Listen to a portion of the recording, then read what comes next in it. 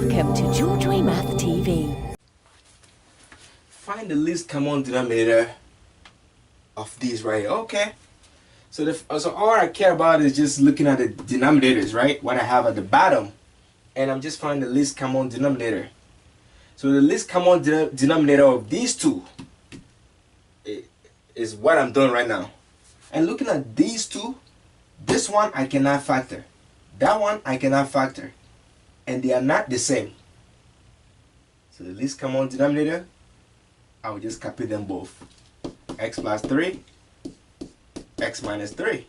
That is my LCD. What about this one right here? Same thing. I just care about the denominators. The first one I cannot factor. The second one I cannot factor. And they are not the same too, right? So I'm just going to copy them both as my LCD. X minus 1, x minus 3. Alright, what about this one?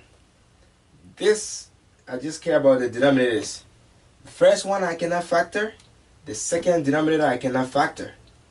And they're not the same. So I'm just going to copy them both as my LCD. So 8x, 7x plus 3 in parentheses.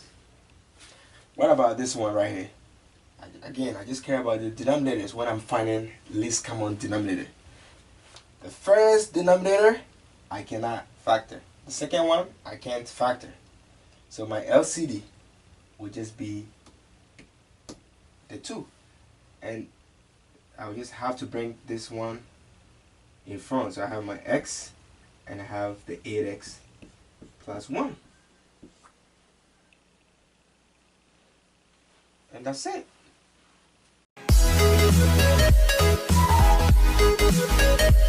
Please don't forget to subscribe, tap the bell to be notified for new videos, and share.